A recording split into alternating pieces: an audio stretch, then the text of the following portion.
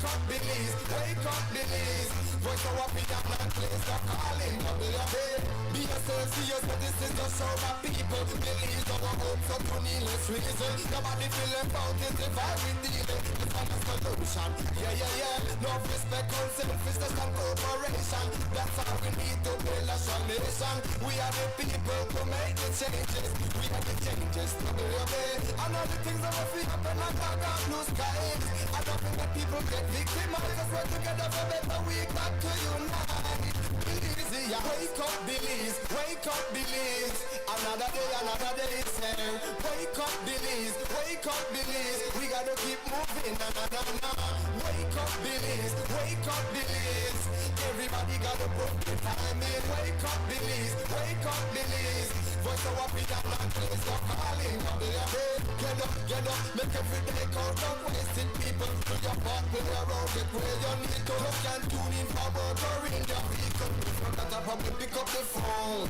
Why wait till the time calling is just so good? No matter even if you're at home. Just calling. Double your bed. Wake up, Belize. Wake up, Belize. Another day it's here. Wake up, Belize. Wake up, Belize. We gotta keep moving. Wake up, Belize. Wake up, Belize.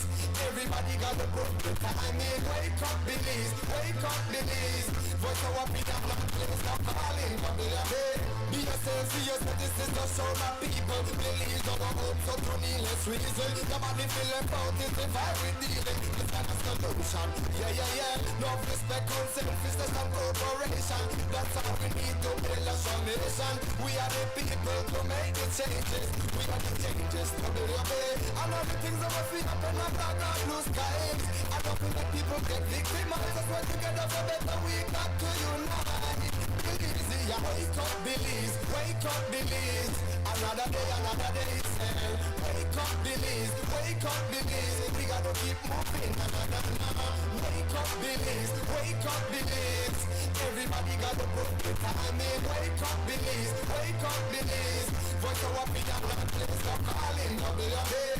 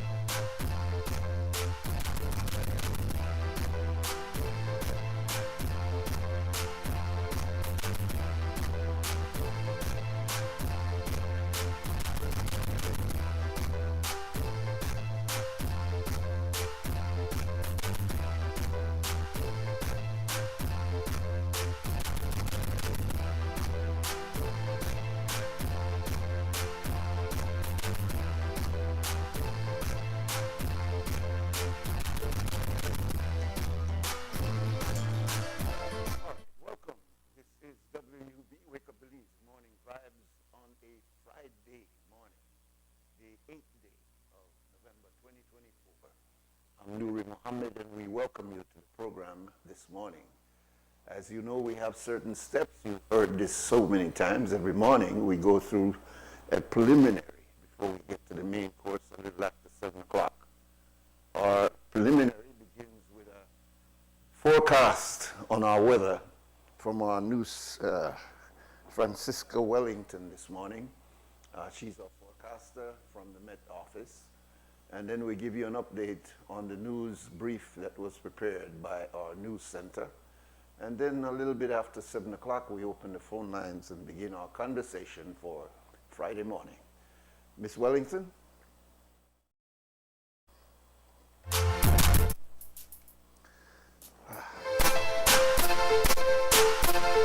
Good morning. Fair conditions prevail and will support sunny skies today and partly cloudy skies tonight.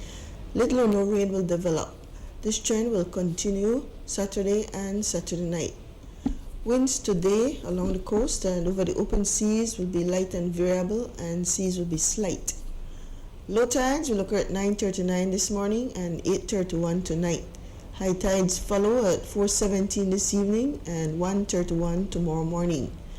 Temperatures this afternoon will peak at 81 Fahrenheit up in the Maya Mountains, 87 along the coast, and 92 inland. The moon will rise at 12:05 this afternoon, and sunset is at 5:18 this evening. In the sargassum forecast, impacts, if any, from sargassum will continue to be minimal, as observations show little to no sargassum over our area. In the tropical weather update at 3 o'clock this morning, Hurricane Rafael was about 245 miles north-northeast of Progreso, Mexico. Rafael was moving to the west at 9 miles per hour with maximum sustained winds of 120 miles per hour. That's the latest from the Belize Weather Bureau. Do have a pleasant day. The first private radio in Belize since 1989. Crime presents the news. Informative, accurate, current information, local, regional, and international news, weather and sports. And now, the news.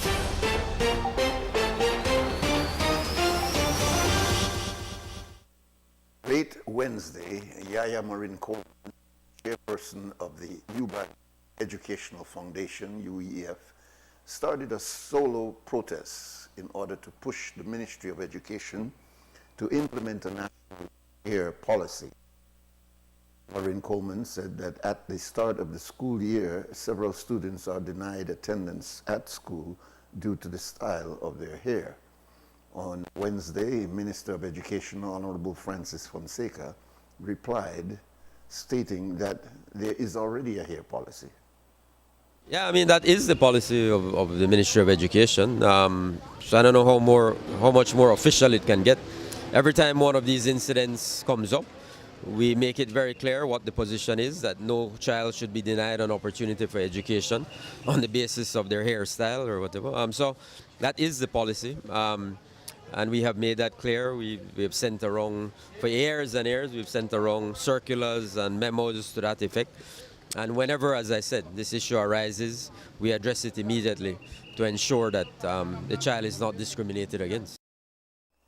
Maureen Coleman has pointed out that the ministry merely follows up individually with every case when it arises, rather than having a national policy that includes penalties for violating schools. In the latest update, Maureen Coleman is now asking for an act to be enacted to address this discrimination. If there's a policy, then ask the Minister of Education to show you the policy. What this Minister of Education has done, what this Chief Executive Officer for this ministry has done, what the Chief Education Officer for this ministry has done, and on the administration, is give lip service whenever a story is reported in the news. Think how much more violations happen as it relates to Belizean students being denied access to education based on hairstyle that have not been reported. It's not enough that the Constitution says that it's a violation. The fact that it keeps happening means that Ministry of Education negligent in having a HERE policy, an act that with penalties, that then makes the policy or act enforceable to ensure it doesn't happen again. Dr. Leroy Almendarez, the new CEO at the Social Security Board, indicated yesterday that when it comes to pensions, employees within the lower rank salary band would have surpassed what they paid into the scheme in less than 3 years, and those in a higher bracket would have done so in about 4 years upon retirement. Nonetheless, the fund has to continue covering the pension payments. As the number of pensioners grow with an aging population, the board is always in search of ways to increase the fund. Interestingly, Almendarez says that the contributions should have been adjusted to reflect the increase in the minimum wage, which took effect on January the 1st last year. We asked if they lobbied or will lobby for this to occur. Let's look at revenue. It's not just contributions. Because at some point in time, the challenges, as the deputy mentioned, during COVID, remember there were those who were no longer contributing to the system, but still the payouts increased. Those numbers could have touched each other or crossed each other. And that would have created that kind of strain. And then you'd have heard about things like, do we need to increase the rate of contribution, which is almost financially suicidal, right? If I should say that diplomatically, because the public will never accept that from us at this point in time.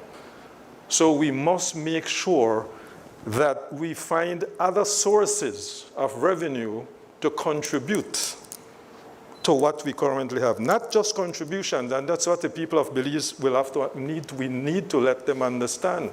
It's not just contributions. It's rental income, it's interest income from loans, investment income as well. And that is why we continue to diversify and look for further diversification of investment. The other suggestion that is being made is, and I will just show this out there, when the minimum wage increased, those bands did not adjust.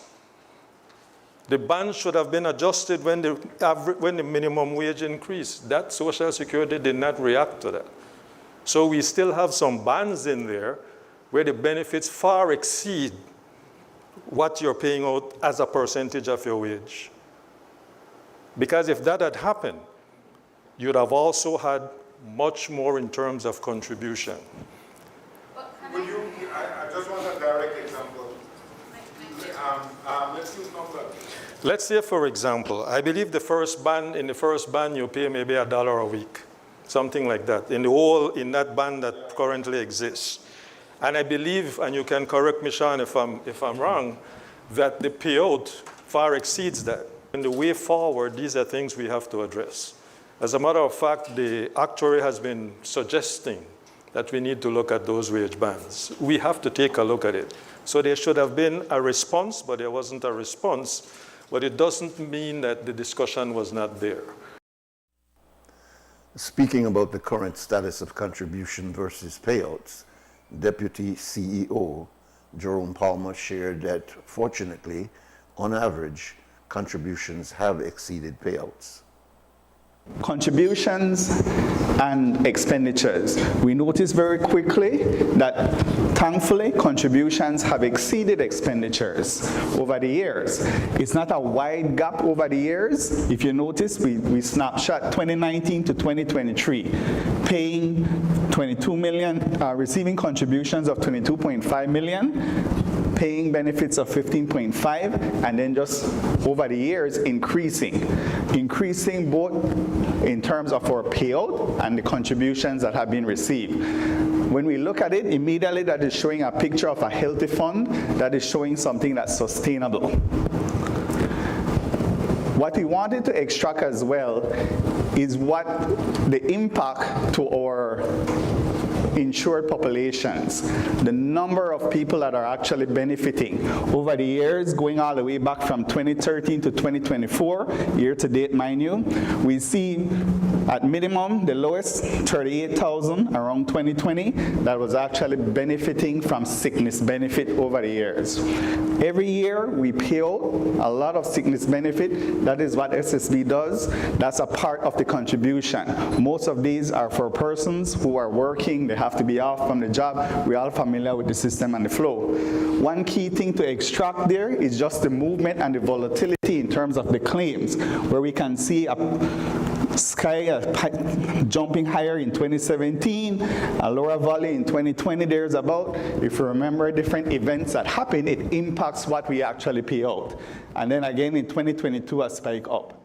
When we look at those information in sickness, it supports the contribution and the development of the entire country. It supports the sustainability and getting people back to work. Key things to pick up from there: COVID-19, the virus peaked in 2022, which we expected because that's when everybody began reopening. We had more claims in 2022 as the economy began turning back, people went back to work. There was an increase in claims as the virus essentially spread. In 2019, there was an outbreak of dengue. So we actually saw an increase in terms of what was being paid out. In 2017, outbreak of conjunctivitis, pink eye. We all noticed that. These impact sickness, these mean people are away from work. They're not able to work, but they're receiving benefits. The Social Security Fund was started in 1981. The Social Security Board's Investment Committee is proceeding with the granting of a $7 million loan to the Caribbean Tires Wholesale Limited. This was confirmed at a media mixer yesterday. According to SSB principals, they only received 2 comments on the proposal, and the concern was about safeguarding the contributors' funds. Paperwork is still being finalized to disperse the loan, which is for a term of 15 years with an interest rate of 6.5%. The company has 7 outlets countrywide. SSB CEO Dr. Leroy Almendarez spoke on this matter.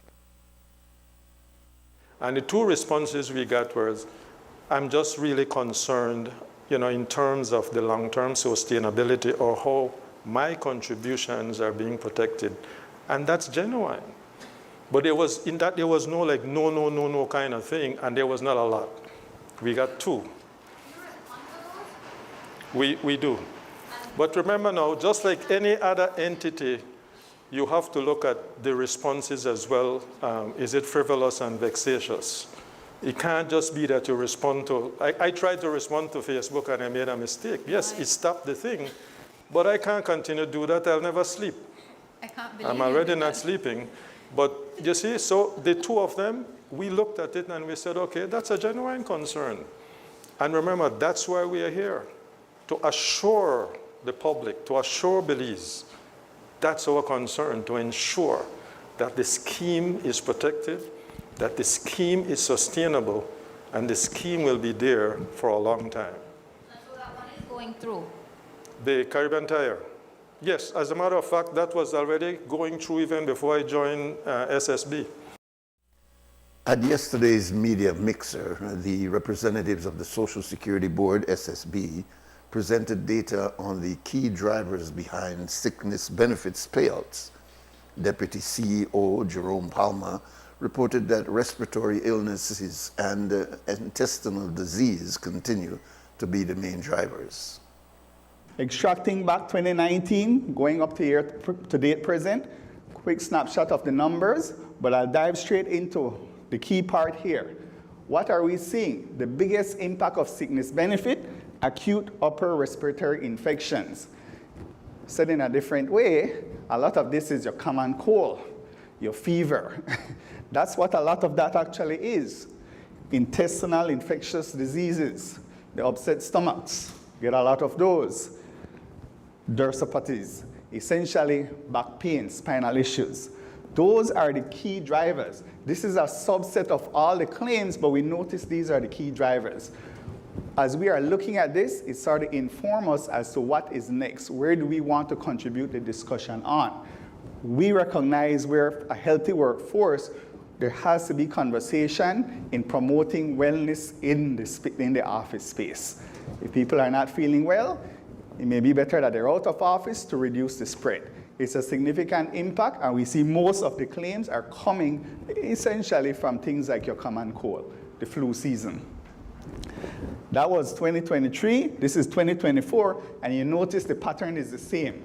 That's the main driver. Most people are essentially out of work for a few days because of acute upper respiratory infections. Palmer says that these are preventable and can be minimized if we practice better hygiene. Palmer also presented statistics regarding the key drivers of employment injury benefits. And we notice the drivers, accidents, late effects, which essentially means that people get injured and they don't recognize it immediately. And we see a lot of that.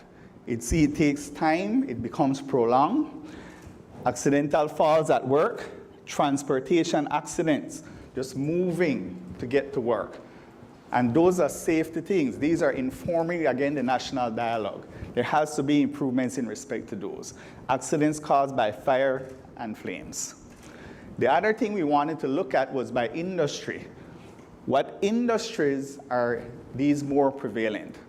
What are the industries that we are looking at that we want to make sure we can focus the conversation on? Agriculture is right at the top of the list. Consistently over the years, we do notice that there have been improvement from 2013 to present. There's been a reduction in that sector. So we do recognize where efforts are being made for a healthier workspace. Construction, manufacturing and construction then become the next prevalent ones then. Again, we recognize where there's improvement in the safety standards. We recognize where greater steps are being taken for us to actually improve in that regard. As a good reminder, occupational safety and health, workplace safety, healthy working environment for everybody is a shared responsibility. SSB tripartite. So we do want the employer and the employee to be involved in the discussion. We recognize the industries that is more prevalent. We have to take steps to mitigate against a lot of these. All right? And that's our news package for this morning, the 8th day of November 2024. There's a news update coming up at 12 and one at 3, and a full news broadcast at 5:15. All this on CREM Radio. Here on XTV, we bring you the entire broadcast, the news broadcast, at 6 this evening. We hope that you will stay tuned, because if there's any breaking news, we certainly bring that to you as soon as we receive it. It's now 5 minutes to 7 o'clock. We take a short break, come back, and open the phone lines for this Friday. The first private radio in Belize since 1989. The news. Informative, accurate, current information, local, regional, and international news, weather and sports.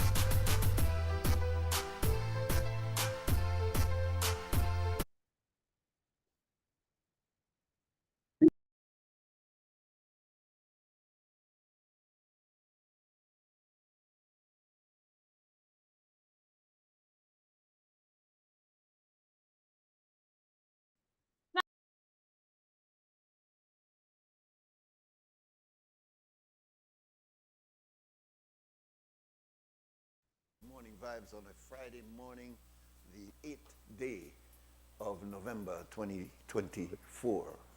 Our numbers here, 280-5848, and you're welcome to call and weigh in on any area that you would like to bring forward. That's what we're here for, to have a conversation on the issues affecting us. And in fact, sometimes we bring up the issues affecting the world, in fact, outside of Belize. But most of our focus is on our own situation, our own project in Belize, which is a developmental stage that we are in so many areas of our project. So we welcome you to call in. It's 280-5848. We are expecting a guest a little bit after the first break. But whatever you would want to bring forward, please feel free to do that. The issue of deportation of Belizeans is an issue of concern, and it is an area that has already been touched earlier this week, but I think ventilating that concern is important, and we need to spend a couple more programs on exactly that. Welcome, caller. Yes, good morning, good morning. Good morning, sir. I'm calling regarding a concern that is very concerning to me. Okay. Backyard at the Genosha Boulevard. About 2-3 days ago, it comes upon Greater Street. Okay. Like they always do. They left it dusty when they go, and people have to walk and dust the blowing on their face. They think they're unacceptable. They've been doing this for a while. You know we have rain a few days ago. Some area, but also so wide, they're wide like swimming pool. You know, I mean, about Bilama and other parts of the country, the street net paved the correct way. You know, I would love to see the street backyard, because I am a resident backyard for some years back at Genosha Boulevard. You know, I would love to see the street and look just like Bilama, Base One, some other areas, because we, the Belizeans, we the taxpayer back here, we the human beings. What is good for one, good for all. You know, equal treatment, there's nothing wrong with that. You know? Yeah. I'm hoping that somebody that's in the proper authority to look into this, because this has been going on for a while back here. They just go and they grade the street, and they let it so, and then we have to suck out that dust, the blowing of your face, you have to walk. You know, rain come and mess it up worse. No, in a worse condition than what it's been. Yeah. You know, and every time we voice for concern, they do the same thing, like I said, the sponsor grade it and left it. You know, they think that is just unacceptable. We are taxpayers. We pay tax, we equal amount of share tax. We are human beings. We deserve to have paved and decent streets just like any other part of the country. You know, I saw, like I said, I just hope that somebody look into this, because this is getting totally unacceptable. Have a nice day. Thank you. Good All right. Yes, sir. That's a fair comment.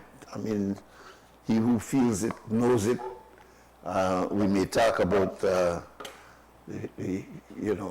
fact that the City Council has identified, I believe it's 147 streets that after this heavy rain needs urgent repair.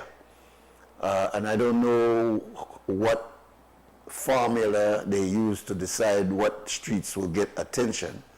I would imagine the streets that are most trafficked are the ones that would seemingly be the number one for attention.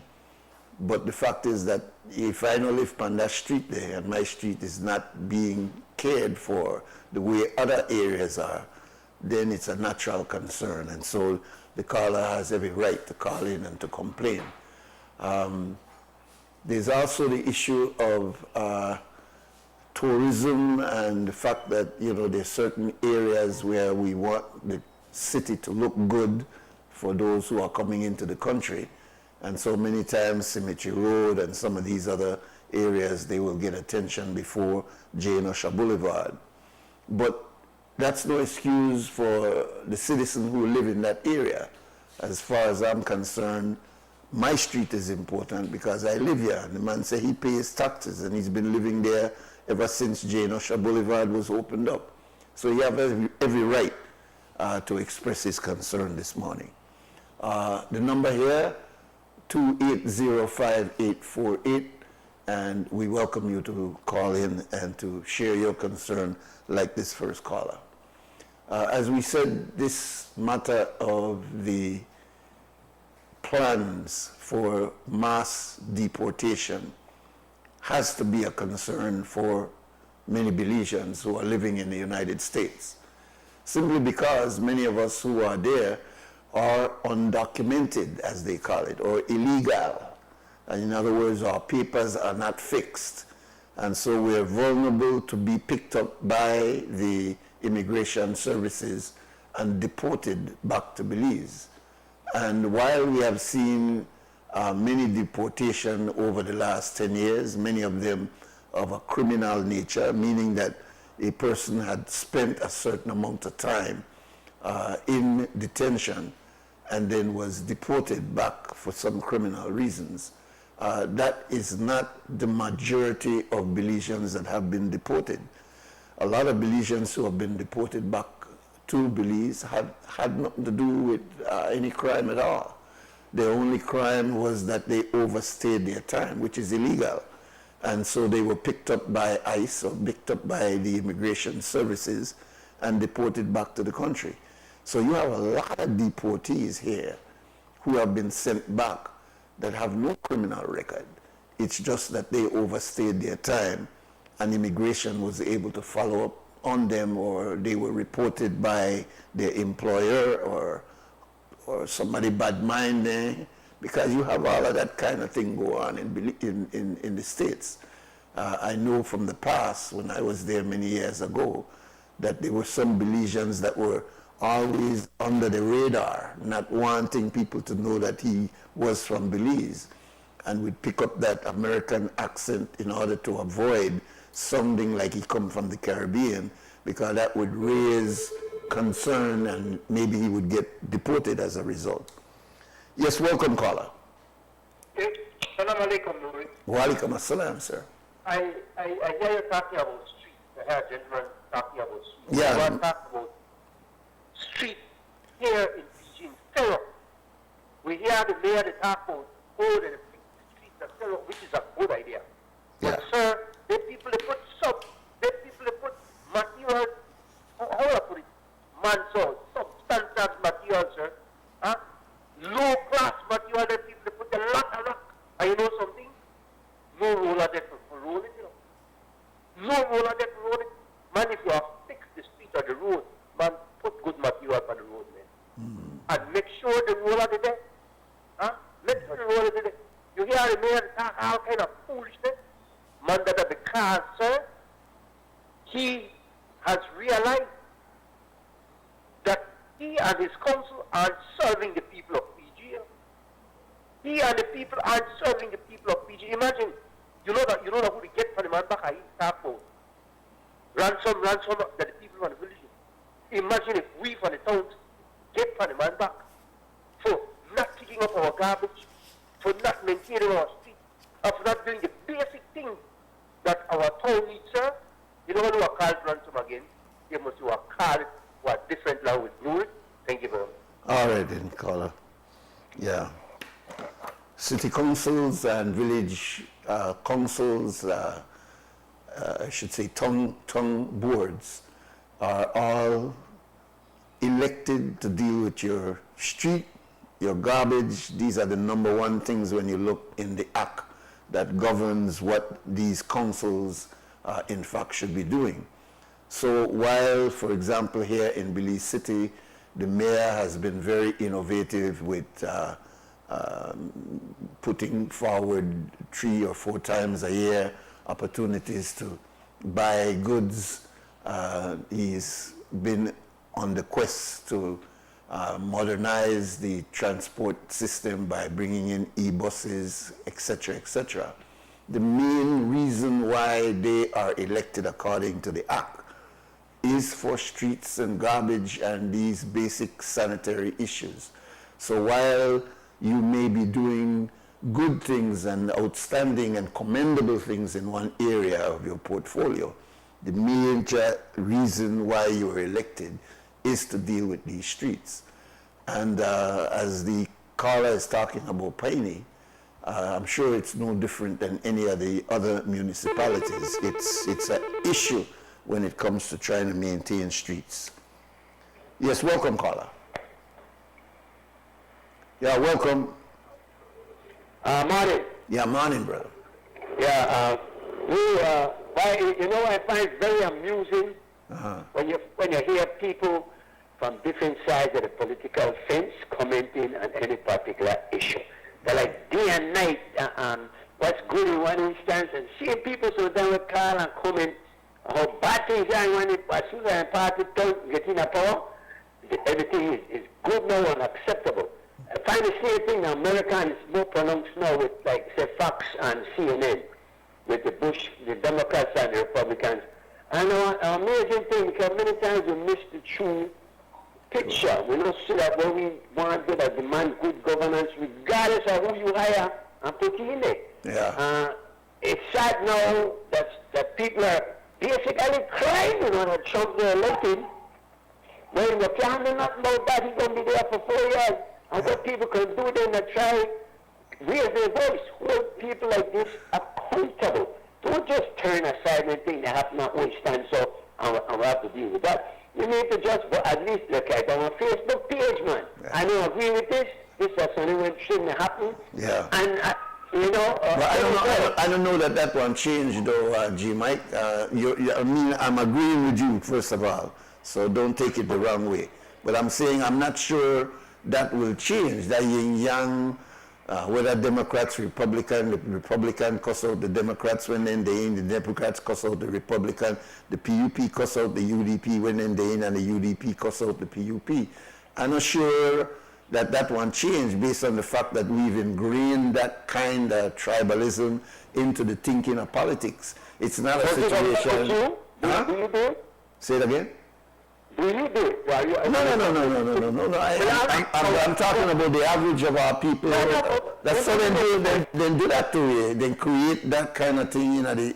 Yeah. So let me make this point, a short point. All right. That if you don't do it, that everybody else has that same opportunity and inclination. If you will, just let's all one at a time not do it. If you don't do it, I don't do it. We don't start. That's too early. Yeah. We could follow night. If we treat it as it is never going to stop, yeah, that the way it has to be, then it might continue that way. Well, listen to this. You know that, for example, and you have been a part of government initiatives, one of the problems that happen in the Caribbean, certainly in Belize, is that when one government starts an initiative, even though that initiative is benefiting people, there seems to be a compulsion on the part of the next party when they come in to dismantle all that effort that was being done, even though it was a good effort, or because it might have been beneficial, they change the name but keep the exact same service. And that's not something unique to Belize. That's something that happens throughout the region, that we tend to feel like we have to dismantle this because the previous party was the one that started that initiative. And it's expensive to do that. Because if an initiative is working, you take, for example, the pantry. If we're doing pantry and pantry was a welfare program set up because it was necessary, then what is wrong with continuing the pantry and just find a way in which we could empower those people so that they could come out of a welfare situation? But to dismantle it and to find another way to do exactly the same thing, it seems to be disingenuous as far as I'm concerned. What's your thought on that? Well, you're pointing to the milk and the grow. But still, we have to ensure, again, that we get involved. What role does the people play in this? Just sit and watch or applaud or complain? Or do we demand what we need to see happen in a government, man? We put a government in there. Listen, half of the people can't sit down and cry until that came over or spent every moment they could on energy they could in trying to malign, disparage, and get that party unpopular or that person unpopular. It's ridiculous. You make a decision, and again, I look at the situation with China. I think that they went to that convention and had a consensus, and what's the hurry? We have to divide the party even more just to fulfill our ego. It's sad. Without America now, Donald Trump win. So what, 4 years now, they're going to be picking and nitpicking, and look at what he's doing, man. I forget what I was saying at the parties. He said some stupid things, for sure. But now he's in there. America has a system in place that there are different levels of security, that prevents even the wildest thing from happening. So you could sit around, you want to bar and say, oh, look what happened now. Or you could stand up every time you see something happen that shouldn't happen and say, oh, we ought not to let this happen. Simple. Yeah. Anyway, I'm there. Yeah, no, I hear you, and it's an ongoing issue. Politics has divided people, and I'm not sure how do you fix that in this democratic process where we feel it would start with me, but that's not the culture. And so people basically go with how they... But I mean, Nuri, I just have to be me, and I be what I am, and hopefully...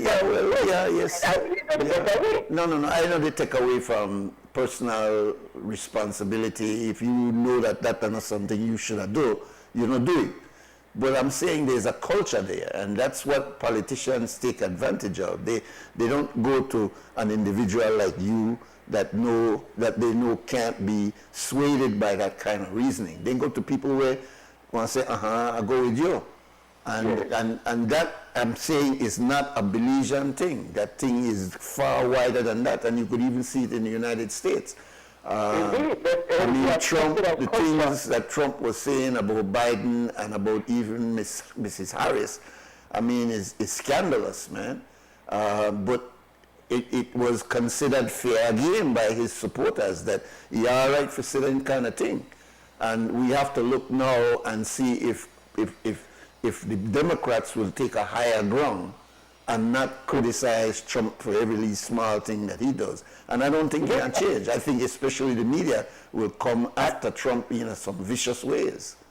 At the risk of sounding like a Trumpster, which I've been accused of being, many things have been said about Trump too, bad and kind. Man, sure. That's two sides of the state. Yeah. I'm saying though, once the contest is over, the consensus has been reached, a winner is decided, then you have to close ranks and say, well, look, I do what I could do. Even if get the good joys we used to have, the benefits, and because we get perks, some of us, and that's why we support our party over the other.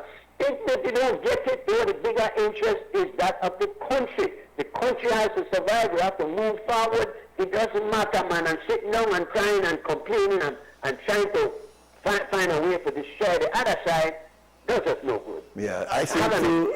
All right, brother. Thank you for calling.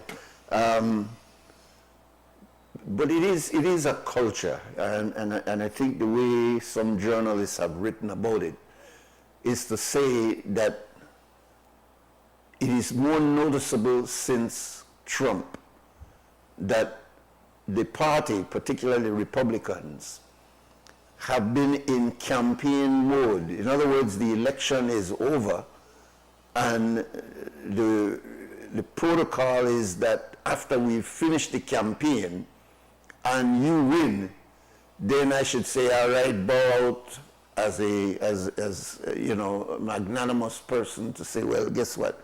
We fought a hard campaign, you won, mea culpa. I accept that I didn't have what you have. So I will just wait until you finish your governance process over the next 4 years in America, 5 years in Belize.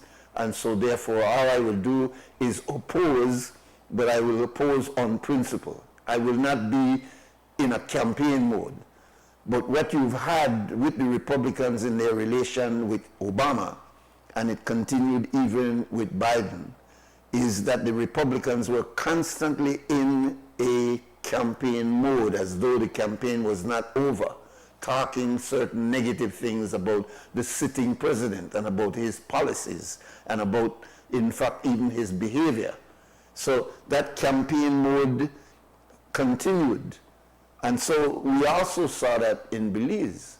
We saw that even though the PUP won, the UDP maintained a kind of criticism that sounded as if election was soon to come. And they maintained that posture as if they were still in a campaign mode. And that is, you know, it's indicative of what you say, that in fact, we will continue to pick and pick and pick and pick on Trump because he made a pick and pick and pick on Biden and on Obama. So, you know, to me, it's understandable what you're saying. It's a kind of an ideal that, guess what, after we fight the hard fight of a campaign, let's pull back and give complete support to the governance process. You are the winner now, and so we'll just go with that. That is not now the culture in America, and I don't even think it's so much the culture here in Belize. We have maintained a kind of a campaign thinking even when we're in the opposition. Our numbers here, 280-5848. Join us here for the conversation. As I said a little bit after our first break, we will have a guest to discuss some of what we're discussing now. 280-5848. The concern that I have, and it's been on, I think, all of our minds since Tuesday, that Mr. Trump has promised mass deportation. And mass deportation is a real concern for a lot of people. I read this morning on an AAP report, Associated Press, of this woman in New Jersey who is a citizen. I think she's from Nicaragua, but she's a citizen. But her husband, who is from Mexico, is what I call an illegal alien, and they've been married for many, many years. They both have businesses. She is in the business of importing boxing gloves, and her husband is in the construction business, but he's illegal for the last 25 years. And he has many people employed in his small construction company. What they're fretting about now is with this mass deportation to take place, the possibilities are that she will have to move to Mexico to stay with her husband, or he will be deported to Mexico while she's in New Jersey, and that family is split up. They have children, by the way, and that family will be split up. That's only one of many examples. We may think that a Belizean who is in the States right now and sending money back and forth and sending pictures and looking large and getting a new car and et cetera, if they are not in the United States legally, they stand the possibility of this, and they say it's not going to be a dragnet. They're not just going to just haul up everybody. But there's going to be a stronger scrutinizing of those people who have Social Security, of those companies who are hiring undocumented workers. There's going to be an effort to try to determine those who are trying to get into school, those who are trying to get in student loans. There's going to be an investigative process to bring people, put people out of their country. Welcome, caller. Nuri, allow me to interject here though, because you seem to be basing a fear on a hypothetical situation. She is concerned about what might happen. You will bring that kind of pressure upon yourself and that kind of attention there. You don't think that's real, man? I mean, you know. No, I think that's ridiculous. Why you not suffer twice? If it happen, it happen on you. But what have you done to make this happen? Have you and your husband broken the laws? Because he's broken the law if he's in the country undocumented. He's broken the law. Yeah, but it does. I'm talking about.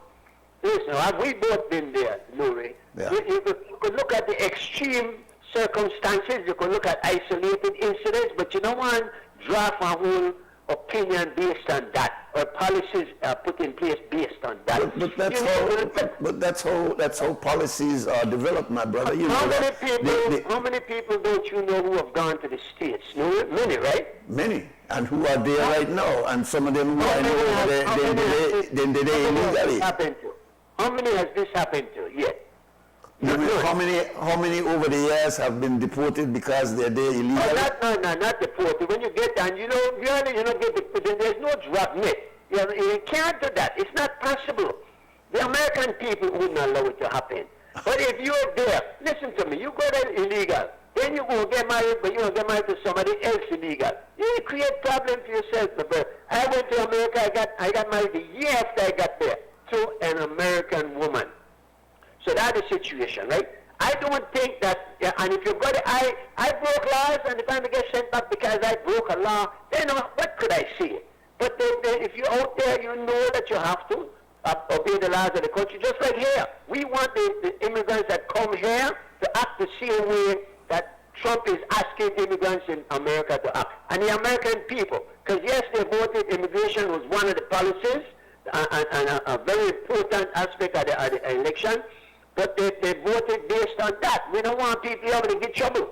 I mean, I don't think it got to the extreme where they put on cat and dog like where Trump sent them. But we know Trump is tend to spur some stupidness out there mouth.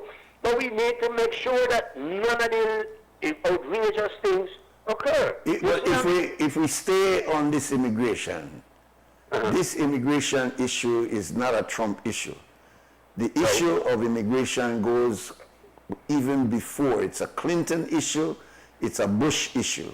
But it not has even an American issue. Yeah, it has been, certainly, because we see what's been going on in Europe and how they are dealing with illegal aliens over there.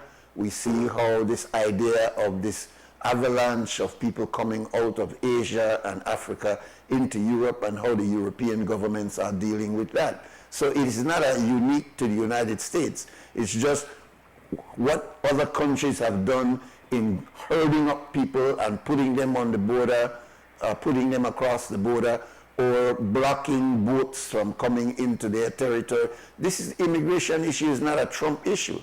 And I'm saying that what was going on before, the deportation process, for example, under Obama, is said to have been the largest deportation in the history of the United States, happened under that 8-year period of Mr. Obama, the 2 terms of Obama.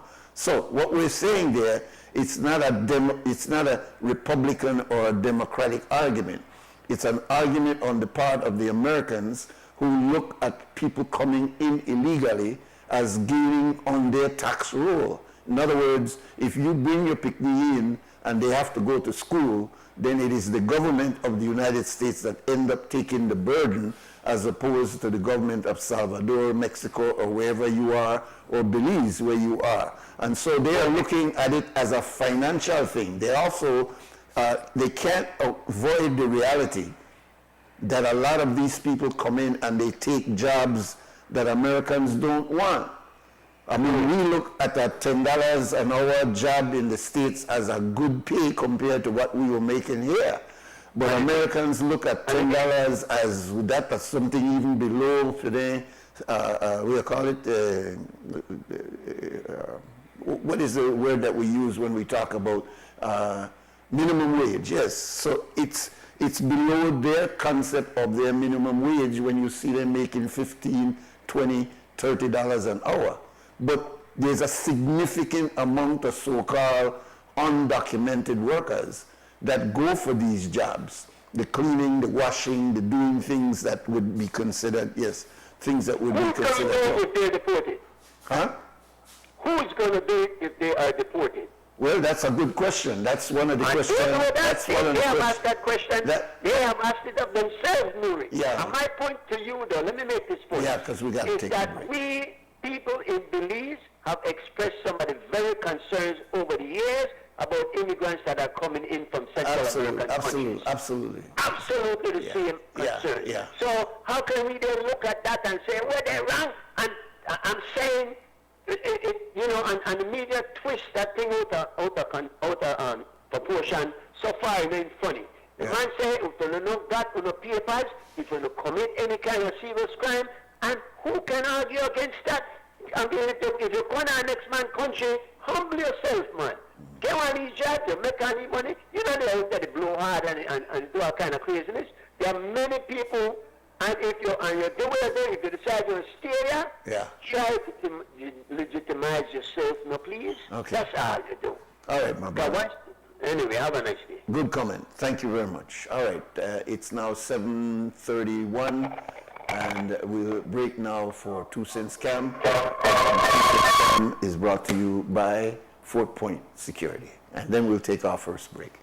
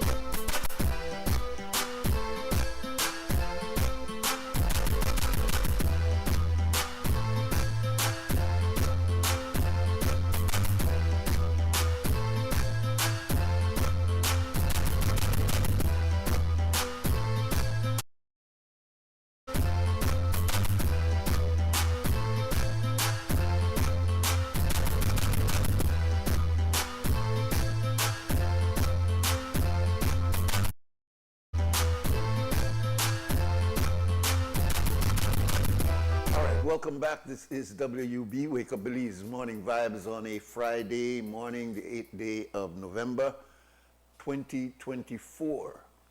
Already the second to the last month in this year, which has moved very rapidly. Very eventful year.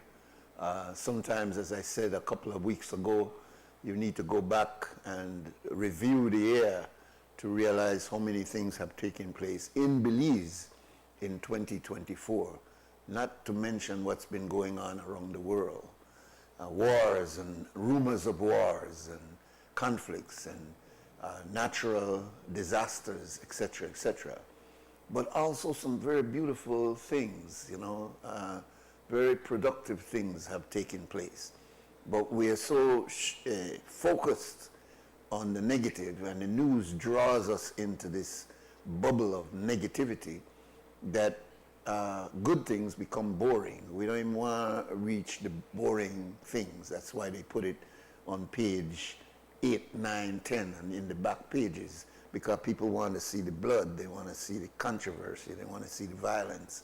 And that's just the way the world has been working, the Western world certainly. So we are happy that we're here on November the 8th, and we look forward to many more Novembers to come. Let me introduce our guest. She really should not be a guest, but she's a guest this morning. She is part of the Cremandala family, I'd have to say now, because she has been intimately involved in being on air as a guest and now having her own program here on XTV along with Bilal Morris. She's Aria Lightfoot, and she's engaged in Belizean development. There's no question about that when you look at her reputation. So without a whole lot of accolades, sister, welcome, welcome. Thank you very much, Brother Nuri. And I hear you did a Belize. I don't hear you. Yes, can you hear me? I'm not hearing her. Yeah. Can you hear me? No? 1, 2. Okay. All right. Chrissy, can you hear me?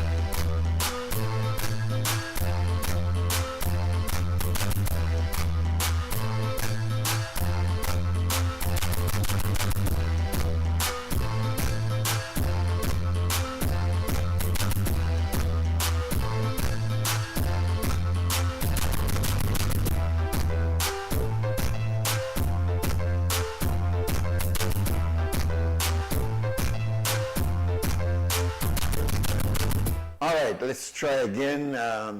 We already got a visual on you, Aria, but now we can hear you. Welcome. Thank you, Brother Nuri. All right, good. You look wonderful. Can I say that? You know, got no glasses or anything like that. You look very Belizeanish right now. If I could tease you a little bit. Aria is an astute business person, and she works in the real estate area. I'm still hearing the theme song though. I can hear you perfect. Yeah. I'm still hearing the theme song. All right, very good.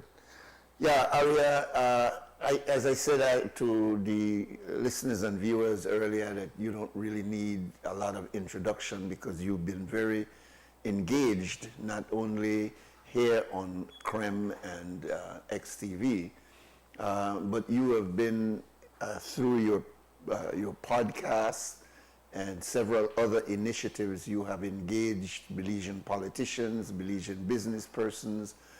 You have been involved in teaching a class on governance. So you've been very, very engaged. So we don't need to introduce you as though you are a new person in the media. You're very much involved. But the reason I asked you this morning is because this conversation about this threat of mass deportation, as G. Mike said earlier, it could be a scare tactic, and it could be that people are just frightened because they may have, certainly Belizeans may have many of our relatives that are not legal in the States, and so we don't quite know how this will roll out.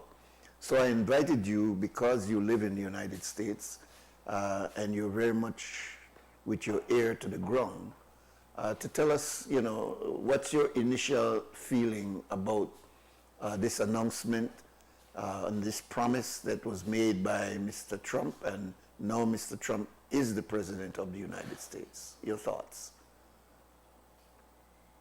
So I want to say that immigration is a big issue in America, similar like Belize. A lot of Americans feel like whether or not it's true or not, that immigrants are given a lot of resources of the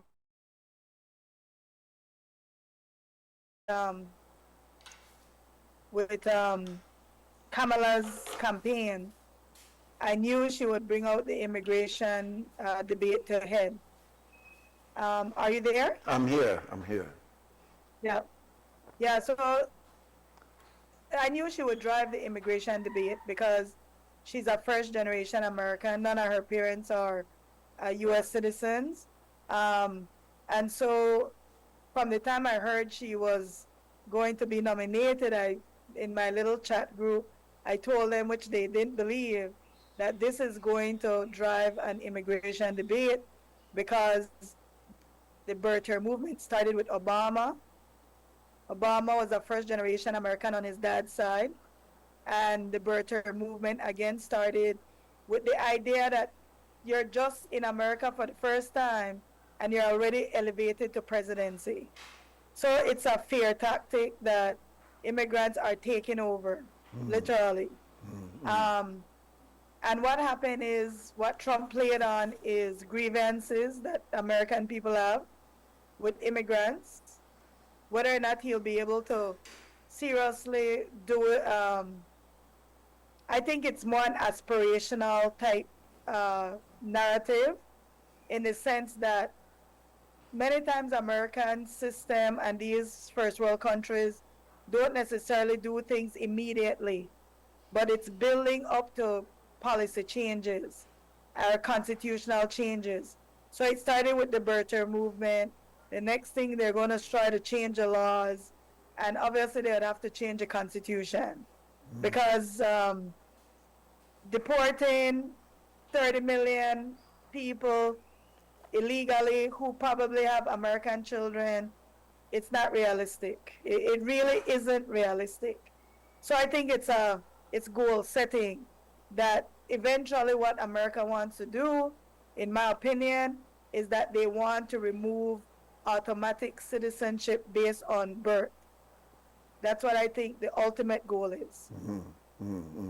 That's interesting, because that would mean then that if you have children born in America and the circumstances are such that many Belizeans, as you know, take advantage of that by going to the States when they're almost time for pregnancy, almost time for delivery, and then have the child over there so that the child becomes a U.S. citizen. And then maybe an investment that they can themselves use that and say, well, I want to be an American citizen or a permanent resident because my daughter or my son is already American. So you're saying that you think the trend will be to close that gap and not allow that to take place. And it's not only Belizeans, a lot of people take advantage of that. Oh yes, indeed. Going to the U.S. and having children, and the children aren't raised in the U.S., so they are not raised with American values. Yeah, there's a gap. I'm then not they hearing benefit from an American system. I'm missing what you're saying there. I missed that last part of what you contributed. I can hear you perfectly. All right, Nuri. now, Can you hear me? now you're coming back in. It's for some Okay. reason you went out just now. Yeah. Sorry. Can you All repeat I'm it? saying I'm sorry. is that many of the kids are not raised in the United States, so they're not raised with American values. And then they go into the U.S. as adults. Maybe they join the military or go to school, and then they benefit from the U.S. That's just one aspect of it. There's different versions of immigration. If you look at the UK and you look at Australia and the Asian countries, many of them don't have automatic birthright citizenship. The UK, I believe your father has to be a British citizen before you are entitled to it.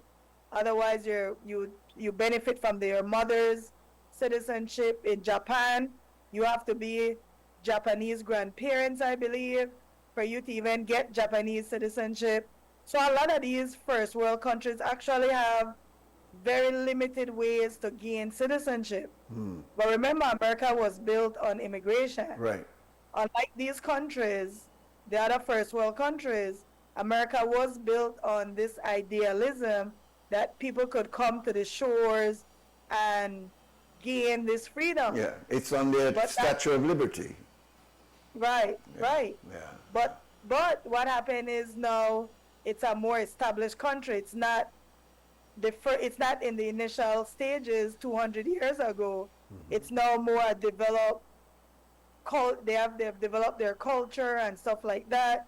And so now it's problematic for people to feel, and it's really a grievance issue, and it's not necessarily true, but it's perception. Perception becomes your reality.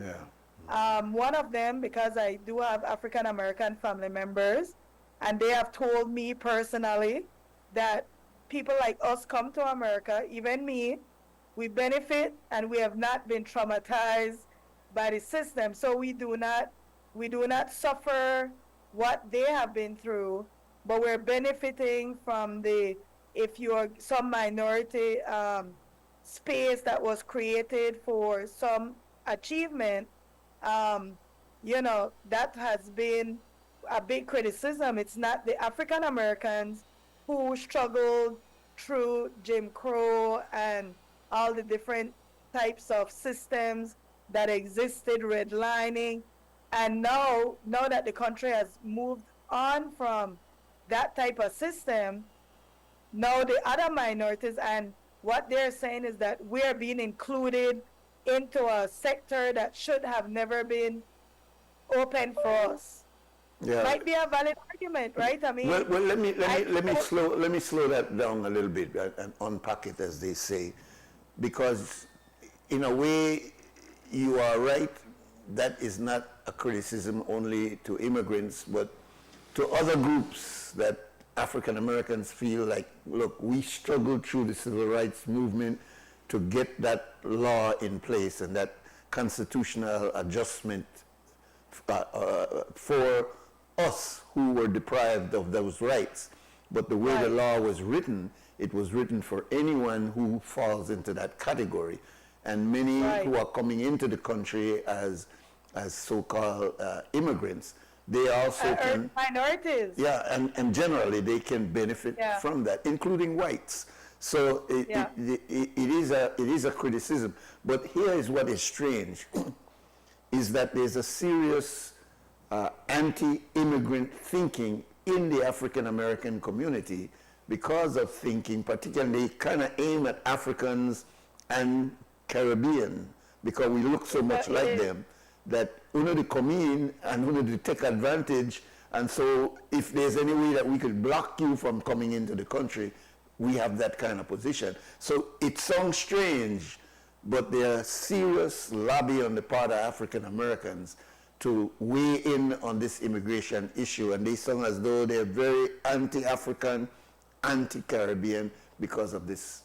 So detail it a little bit more for us, because I'm not sure that people appreciate that it does not necessarily have to do with this color of the skin, because we're all melanin people, but it has to do with benefits. A lot of African Americans feel like we come from Jamaica and Belize and Trinidad and they take for them job as opposed to a level of employment that they haven't reached yet, and sometimes we go over them and enjoy that benefit that they don't have. So there's a real serious anti-immigrant thinking in the African American community. Can you elaborate on that? So I agree, because like I said, I've sat down and have this conversation. I agree, I've sat down and I've had this conversation with family members. I don't know why I'm losing you. I know you're talking, but I'm not picking her up, Cliff. Yeah. Can you hear me? I'm not hearing you. She was fine and then it just kind of gone off. Yeah. Try again, Ari. I'm sorry to ask you to repeat. Can you hear me? I'm hearing you now. Perfect. Okay, good. Yeah. So yes, because I think Trump locked into the and they call it fundamental African. What is it? Fundamental Black Americans. That's what I was told. I'm not a fundamental Black American, right? Because my fundamental means what now? That you mean what we call a Belize Barney, a Belizean. Yes. Yeah. And I have these conversations because I'm interested in how people feel, and you have to legitimize it. Yeah. And I think one of the Democrats' problem is that they're ignoring issues that people are having an issue with. How do you recognize the work of African Americans? And the thing is, a lot of groups come in, benefit from the work of the African Americans, and then still look down on African Americans. Yes, and so there's a real grievance that these groups have against immigrants, and we don't realize it. I sit down with African Americans, and they tell you, one of my friends, her grandfather was lynched. That's something that Belizeans can't even fathom. Yeah, exactly. Right? Yeah. And she told about her grandparents were sharecroppers and all this stuff, and this one fought in the civil rights movement. And so when you now force the government to now create policies for your people, and then now you bring into the country, and this is what I was told. We come from countries where we're not fighting against a system that prevents us from access. And we come with education, we don't come with the trauma. We come in and then we get all the different benefits afforded, and they're getting locked out. They're not benefiting from their work. I even argued the point that, listen, the ship just landed on a different spot, right? Yeah. But he said, drop we off first, then you can drop there off. Right. He understands that, but his argument is, in your country, you have Black leaders. You have diversity where the system isn't preventing you or judging you based on the color of your skin. Yes. And so these are very important conversations. Very important. That Trump was able to, and when I tell people, when he said they're eating the dogs, they're eating the cats, Trump speaks in a lot of coded language. What he's really saying is, these Black people are different than us. They don't eat what we eat. Culturally, they're not the same. And that's really because I think that is the reason why so many people did not vote for Kamala. There was a really anti-Kamala movement at hand from different minority groups. And, I think sometimes I want to say our first instinct is to think everything is race-related. But sometimes it's the same issue that Belizeans have. If you go to certain areas in Belize, Belizeans have the same grievance. Well, hold on. You're going into an area that is very, very important, but I need to take this break, and I'm glad that you're here with us. It's 3 minutes after 8 o'clock. We'll take a break. As you can recognize right away, it's Aria Lightfoot is our guest this morning.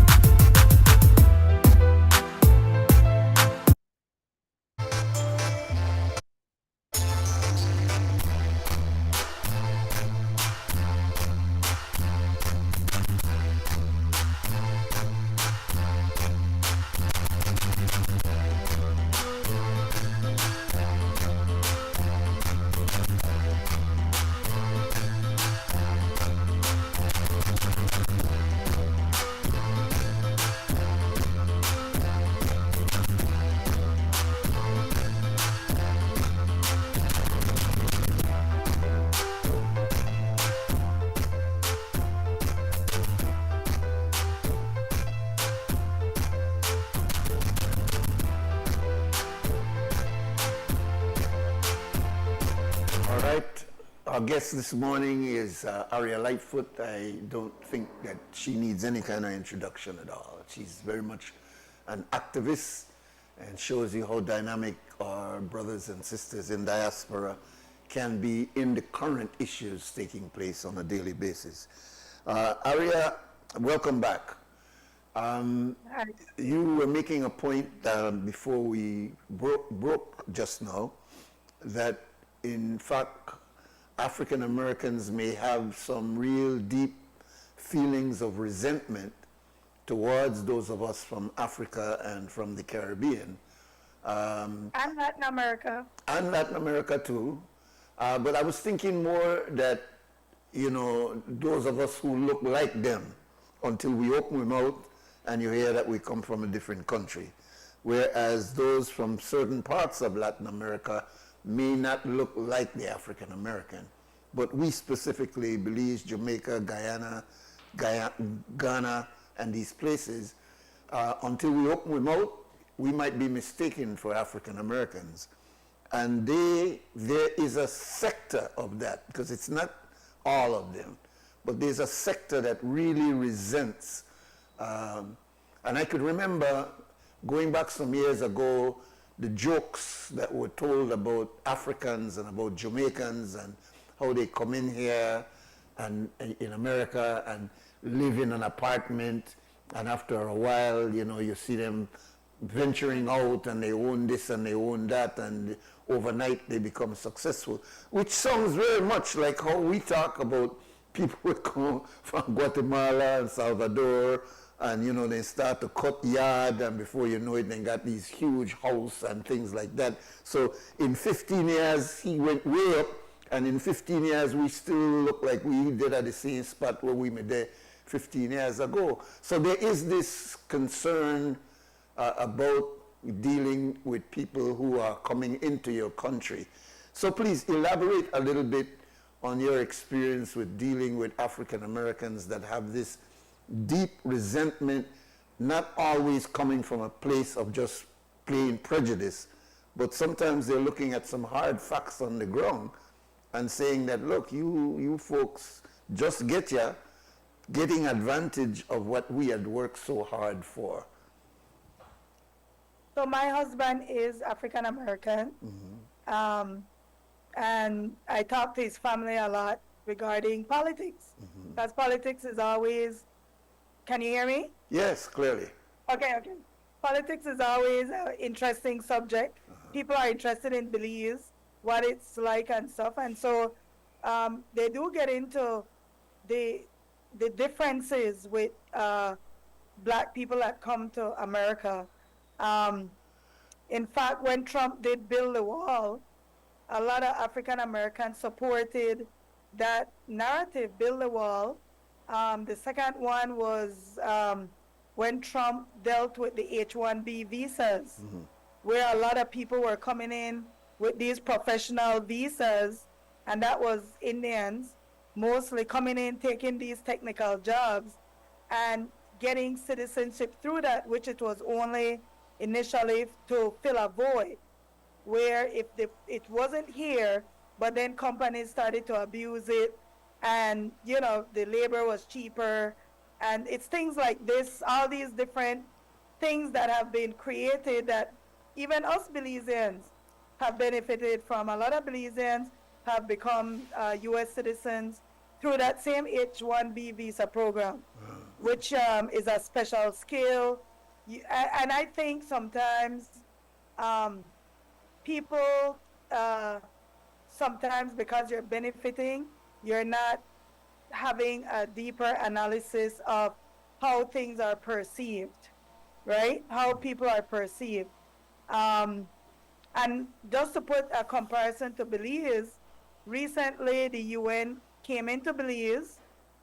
They gave citizenship, they assisted people with citizenship papers, people got land and different things, and Belizeans at home see that as an unfair advantage when you have Belizeans living in poor conditions. Some people in Belize can't access their registration to vote because of where they live, and those services were not prioritized in Belize. And when people see things like that, it creates resentment. It creates grievances. You have the issue with the Maya land claim. It's a very touchy subject matter for a lot of reasons that the Maya view themselves as the first peoples of this hemisphere, but Belizeans view Belize as Belizean. So anybody that crosses the border today, Belizeans see as you're coming into Belize and trying to get an unfair advantage. And the Maya see it as, well, we were here first when there was no borders. But these are the different dynamics that create animosity against each other. And that's what I think is happening in the U.S. also, even with the indigenous Americans and the Mexicans. Because I don't know if people know that Texas and certain states used to be Mexico. That's right. At one point. So Mexicans will argue that they are not invading America. America invaded them. Yeah. You know, so there's all these different historical dynamics that happen that I think that a lot of people, if you don't study American history, if that's not your field of study, you would not even know the different groups that have existed, the different racism, exclusions. You know, it goes all the way back to Irish people.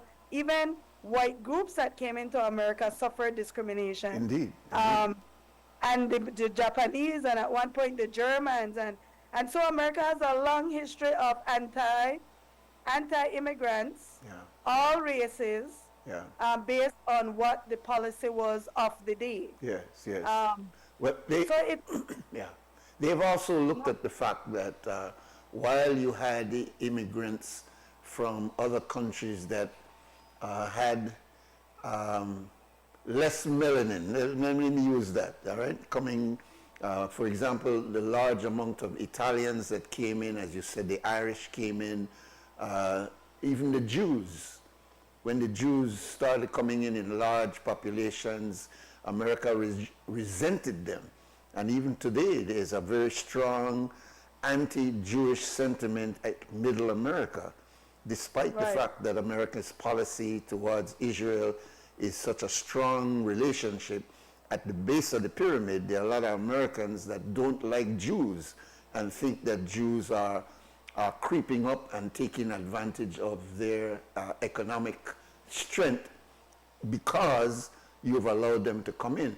But the underlying issue there is that while a person who is coming in as an illegal alien from Germany or one of these other Caucasian companies or countries, they're able to adapt to the American system and so-called pass for white, if I could use that term, as compared to those of us who come from a country or come from a race that is dark.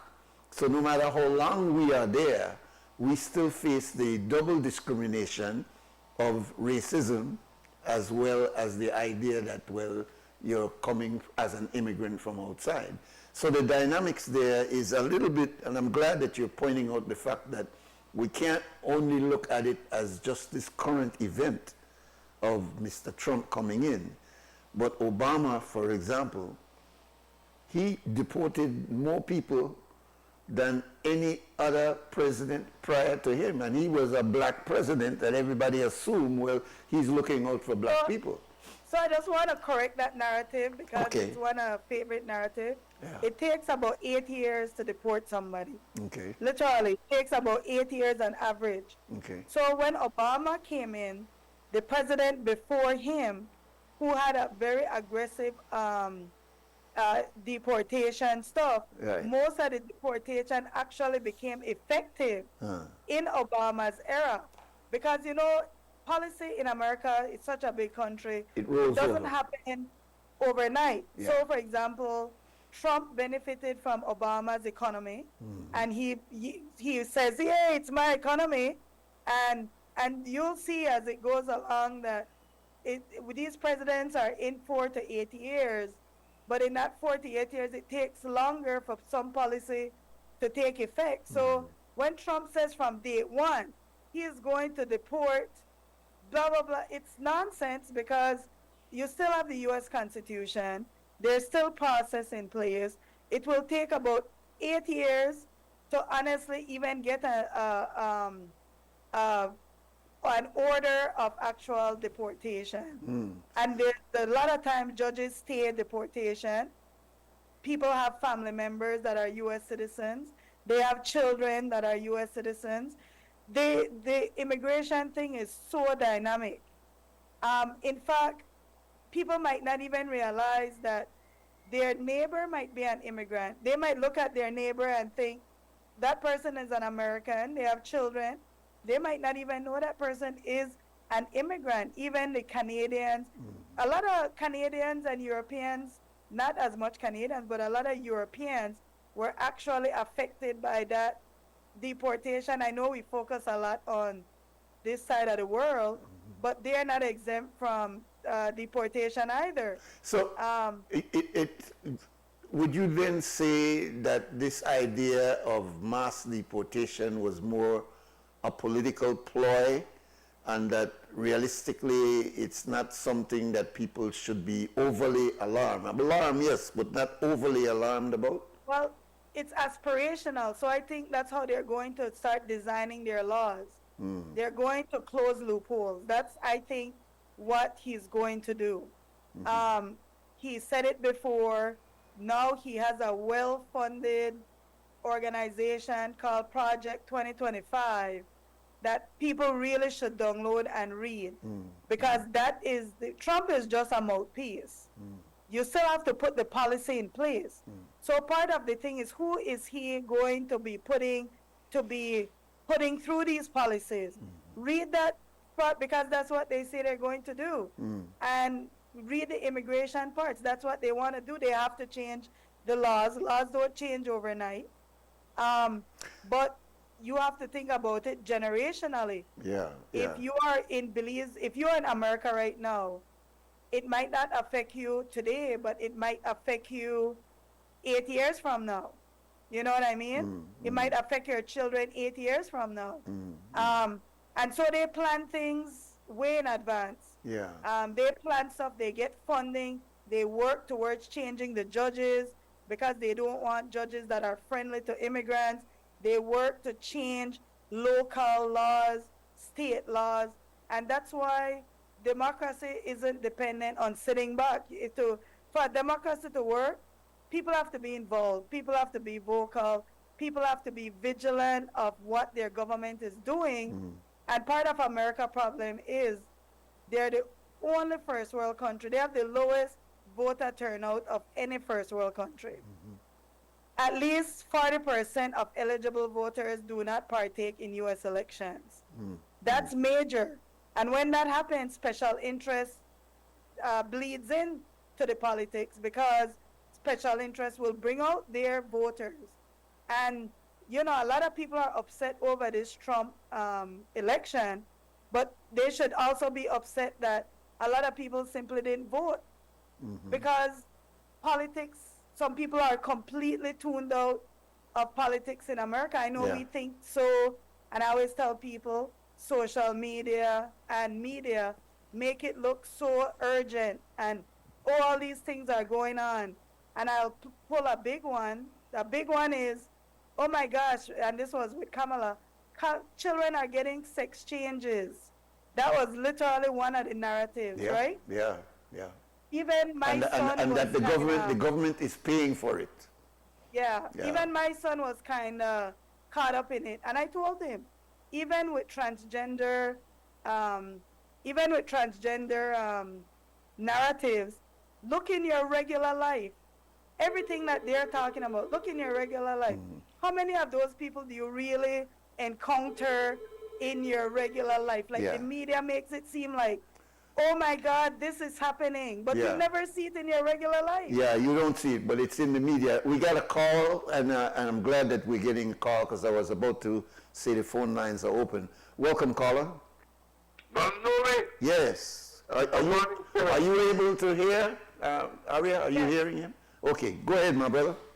Brother Nuri, my fears were not, they didn't come true. But one of the things that I am watching is that the man did say that he wanted loyalty in this cabinet. And his first pick was his campaign manager. Yes. You know, it's starting to get scary now because you did say that you don't want anybody who will go against you. Trust me, this lady will never leak nothing. She will never go against the guy. And, you know, the first time around we had we had a couple check. A couple people who said, hey, hold up, but this time around we won't have, and then this time around apparently we have full power. We have the House, the Senate, the White House. You know, that is scary, man. I am telling you, it is very, you know, the amazing thing about it, Brother Nuri, is that a lot of believers think that I am being paranoid by paying attention to it. And a lot of them don't realize when the scary starts over there, it's just a matter of time before the scary affects us here.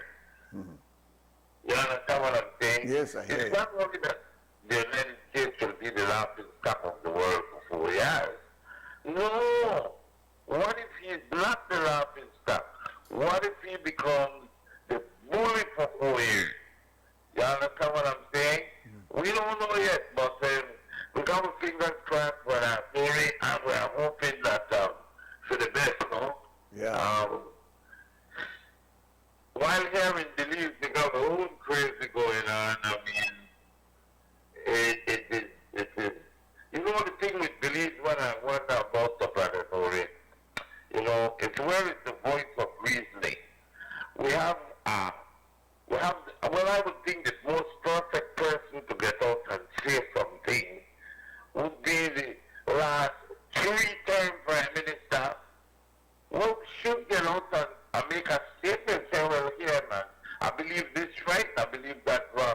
I put an end to this thing, you know, because you are senior, you have some clout, I would figure, and, well, it is your son too, and it's going like we're really cool, you know, so, I mean, but I can't believe that I said it, but as one of the guy's biggest supporters, I supported this guy. You know, it hurt when people throw things in your face because you're defending somebody and then they say, ha ha ha, watch your boy to go out. You understand me? Yeah. Well, it hurts, but like my pastor say, it is what it is. But I'll do one more thing before I go. All right. One more thing before I go. I have seen craziness in my life. I've really seen things where maybe there was a method in the madness. But yesterday I was driving down Farmers Road. And I realized they are painting both sides of the road red. Apparently, you will not be able to stop and buy at a shop or park at any... No, I could understand one side of the road. But if you are telling me, how do I conduct their food shops, their Chinese groceries? And there are people that live in that area and usually park on that area. Where do I park? Yeah. You get the, well, I don't live for farmers. Yeah, so. but you do know that there's a problem there with the street being too small, and that, you know, it's just it's a real headache to try pass through there sometime, brother. Well, I will tell you something. I understand that, but you can't tell us. All right, so the guy went back the delivery. Boy, the avoiding is going to deliver something here. Where does he park it? Well, you unblock the street. The street won't get blocked. I see that street blocked all the time. You can't pass, and the traffic can't. Well, if one vehicle is parked on the highway, sir, you can't, it creates a rupture. Yeah, if one vehicle is parked there because some genius decided, well, You see, this is where I have to lick the whole thing because that maybe the support our car and so we deserve why you still have that street. So Ginos decided to put two huge sidewalks where nobody used. Yeah. Nobody. Yeah. Not even the bicycle man want to ride on it. Yeah. And then we end up with two huge sidewalks on a very narrow street. Yeah. So it go back to the city planners, it goes back to the engineers, it goes back to the lack of foresight as to where I'm telling you, I don't understand what they did. Yeah. If you notice, Brother Nuri, on Farmer Road, you have some section where still have like 8 feet to reach the post. Yeah. What a street could have been widened by. I mean, this street began as the truck will come from the north, the truck will come from the west, not going through the boulevard anymore, it went through Farmer Road. We were planning this road for semis, 140 foot, double 40 foot. Yeah. So right there they just dropped the ball. Yeah. Trump would have said bigly. They dropped the ball bigly there, my brother, because it's one vehicle, one taxi park on one side to stop off. We got you. You can't park. Yeah, we got because it doesn't have space for 3 vehicles to move. Yeah. You know, it just has the gap for 2. We got you, Brother Calimore. We got you. We got you. Yeah. But a lot of havoc with the traffic because you guys didn't want to do the thing, but then, you know, when they park on one side there, every time you reach right there is a bottleneck. Yeah. Right there. Then they have maybe 6 vehicles on one side. We got you, though, brother. Supposed to get in Yeah. past that spot. I got a guess, right? You know I have a guess. I got. All right, good, thanks. Aria, we got to take a break and I'll come right back to you. Okay, sound good.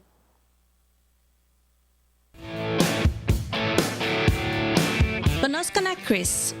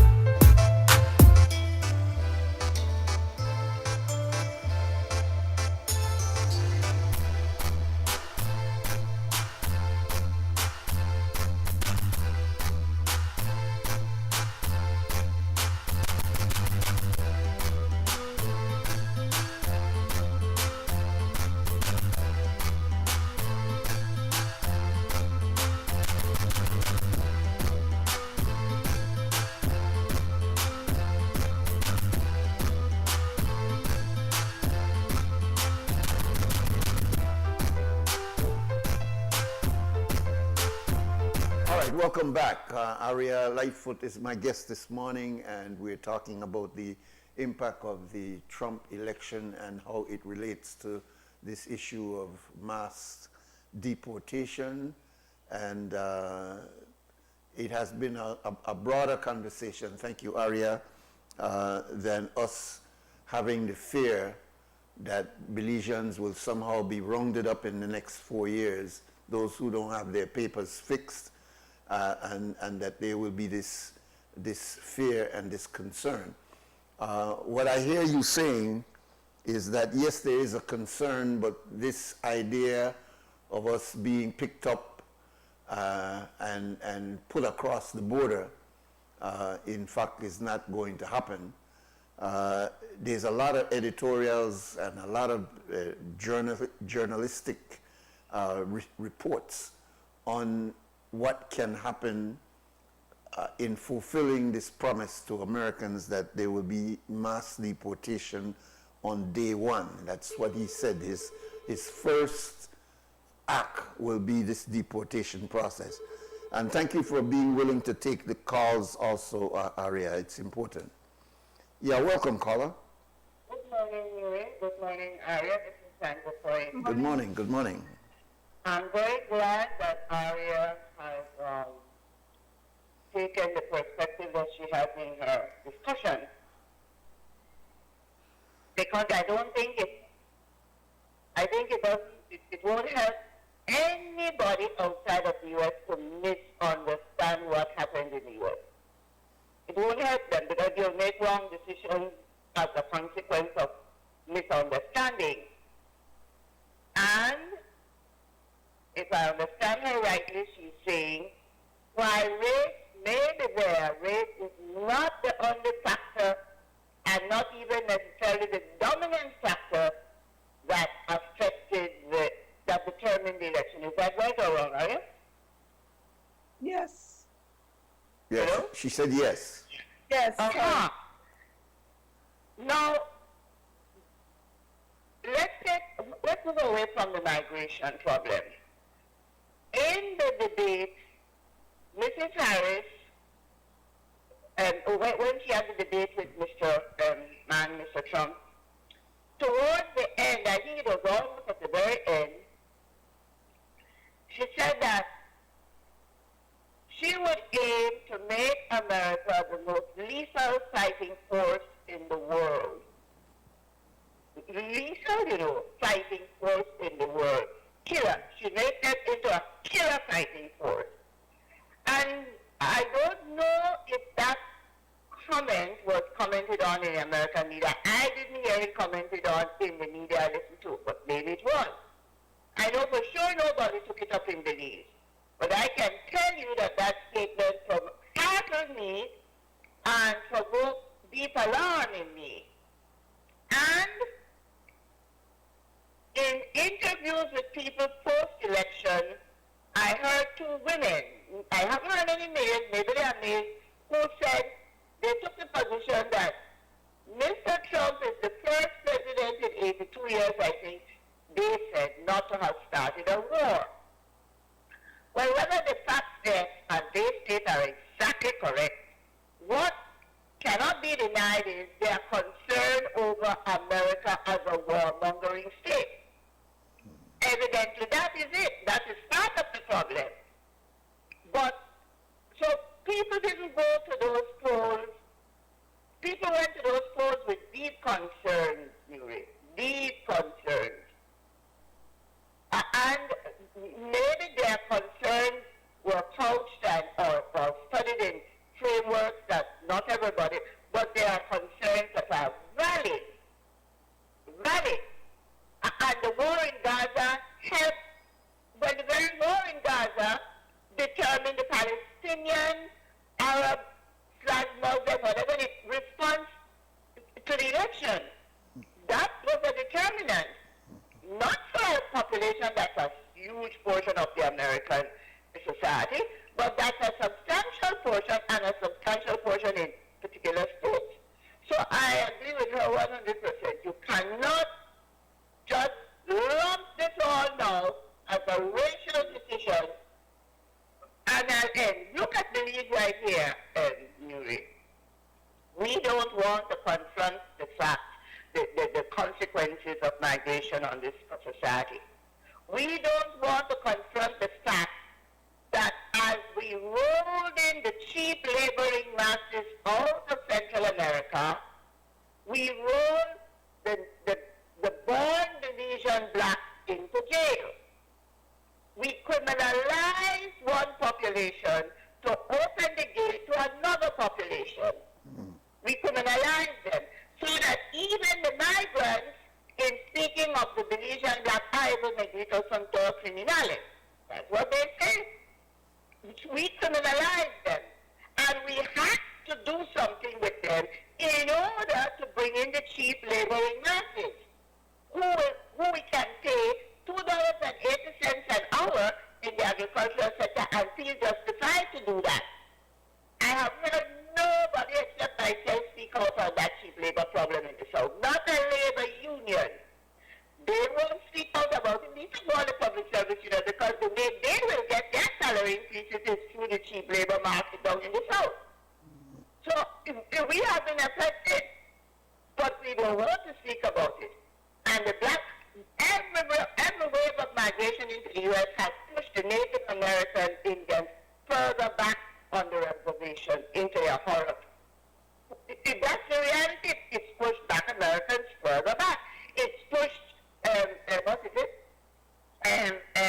low level, the people at the whites at the bottom of the social order further back in Appalachia. Those are realities. We have our problems and we go to America to solve it because as the empire, we think our streets are paved with gold, just like England. But the people living within the borders of that empire they know the price that they pay for that migration. So I'm very glad you brought it up here. Not here, Aria. Don't know if the Belizeans will want to listen and agree, but glad you brought it up. Bye-bye. Thank you very much. Aria, we only got time for a few closing comments. It's an ongoing conversation. You've really added to broadening the perspective. I think many of us were focusing only on how will this policy of mass deportation, which he's promised in the campaign, be rolled out. And I think you broadened the conversation. And I think Sandra has also pointed out that there is that great economic factor that is in it, perhaps even more so than just the idea that Belizeans will be sent home en masse, in fact. So I'll give you some closing comment, and thank you again, Sandra. Yeah, go ahead. So I believe what will happen when Trump is, when he takes over, he's going to go to whoever is already at the deportation, at their 8-year deportation order. He's going to make a big deal and say, see, from day one, we're deporting people, even though it's really a very lengthy deportation process. And I think it would help Belizeans to invite that Belizean American who is an immigration attorney to come on here and discuss it, because Belizeans really should be concerned. Yeah. I mean, you cannot escape the whole idea that you might be reported if you're not there legally, and then it might start the process. Yeah. And these are serious concerns. You cannot take it lightly, of course, but know that there still is due process in America.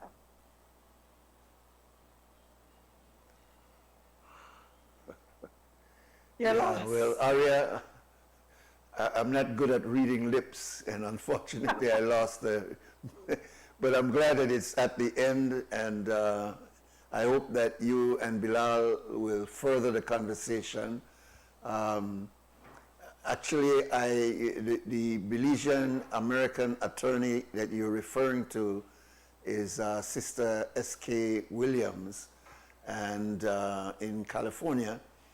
And the last time I spoke to her, while she is an attorney, she's actually now teaching in law school, Hastings Law School in San Francisco.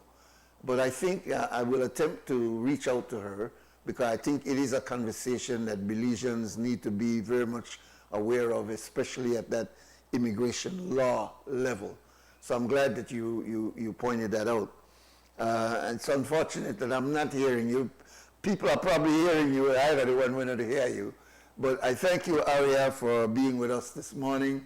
And this is not a distance call because you're there right here within this. And, you know, you come back on a very beautiful time because we were under some heavy rains. You were in Florida where you were also threatened by a hurricane. But I understand that we'll be having the next few days very beautiful and sunny and pleasant. So welcome home. All right? Thank you, Nuri. All right. Thank you. We'll take our last break and come back and close off.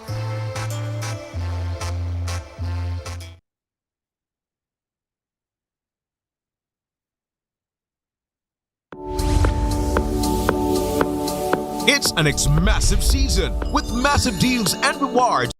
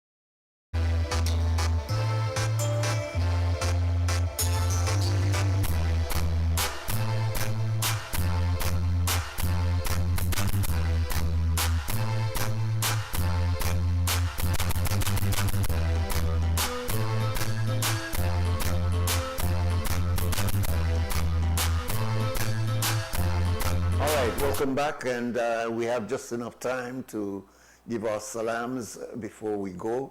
We thank you very much for being with us. Thank Aria, thank G. Mike, thank Sister Sandra for their call-in this morning. Aria, you broadened the conversation, and we really appreciate that very much. And we look forward to hearing more on this.